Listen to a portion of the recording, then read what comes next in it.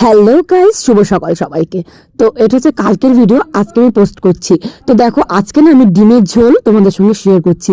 হ্যাঁ, মানছি ডিমের ঝোলটা কোনো নতুন রেসিপি না, ডিমের ঝোলটা পুরনো। তবে কি বলতো, নতুন আলু দিয়ে গুঁড়ি, মানে ছোট ছোট নতুন আলু দিয়ে ডিমের ঝোলটা না খুবই এই সময় পাওয়া যায় আর কি, খুব রেয়ার পাওয়া যায়। তো দেখো, এখানে কিন্তু আমি ডিম আর আলু সিদ্ধ করে নিয়েছি, নতুন আলু ছোট ছোট যেগুলো সিদ্ধ করে কিন্তু আমি কড়াই গরম করে ওর মধ্যে তেল দিয়ে ডিমগুলোও ভেজে নিয়েছি। তো দেখো, ডিমগুলো কিন্তু ভেজে তুলেও নিচ্ছি।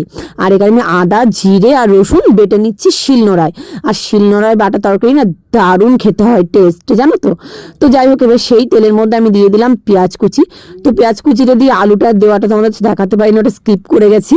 যাই হোক, তো দেখো আমি তারপরে আলুটা দিয়ে দিয়েছি, মশলা দিয়ে কষিয়ে আলু দিয়ে দিয়েছি। তারপরে আমি এর মধ্যে দিয়ে দিলাম টমেটো কুচি আর এইভাবে ডিমটা দিয়ে দিলাম। জানো তো, এইভাবে তোমরা একবার রান্না করে দেখবে, ডিমটা একসঙ্গে দিয়ে এইভাবে কষিয়ে আলতো হাতে নেড়ে করে দেখবে, দারুণ টেস্ট হয়।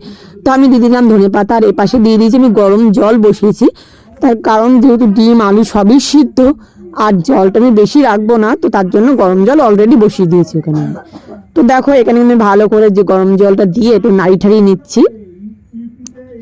যাই হোক, তোমাদের কেমন লাগছে, আর তোমরা কে কে নতুন আলু দিয়ে ডিমের তরকারি, ডিম কষা খেতে ভালোবাসো, অবশ্যই কমেন্ট করে কিন্তু জানিও। ঠিক আছে, আর একটা রেসিপি যেটা ঠান্ডার রেসিপি, ঠান্ডার সময় খাই সবাই, খুব ভালো লাগে, তো সেটাও করেছি, তোমাদের সঙ্গে শেয়ার করছি। তো এখানে তো নুনটা আমার মনে হলো কম হবে, তো আমি একটু নুনটা দিয়ে নিলাম। তোমরা কিন্তু ভালো করে দেখে বুঝতে পারছো, এখানে কিন্তু বেশি জল দিইনি আমি। ঠিক আছে, আর এই দেখো, তবে এটা কিন্তু অলরেডি ফুটে গেছে। আর তোমাদেরকে কি বলবো গাইজ, এত সুন্দর গন্ধ বেরোচ্ছিল, মানে কি বলবো, ভিডিওটা রাত্রে যখন এডিট করছিলাম মনে হচ্ছিল আমি খাই। তো যাই হোক, যথারীতি আমি নামাবো, তো নামানোর আগে এখানে শাহি গরম মশলা দিয়ে দিয়েছি। শাহি গরম মশলা ছাড়া তো কোনো তরকারি মানে আর কি ভালো লাগে না। যাই হোক, মাছ মাংস তো ভালোই লাগে না, ডিম ঠিমগুলো যেগুলো হয়।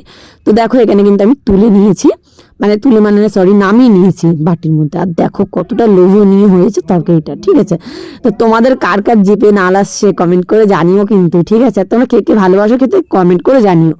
তো এখানে ফাইনালি আমার স্নান হয়ে গেছে, আর আমি এখানে বসে ভাত বাড়ছি।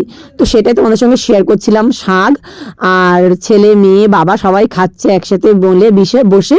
তো তোমাদের কেমন লাগলো জানিও। টাটা।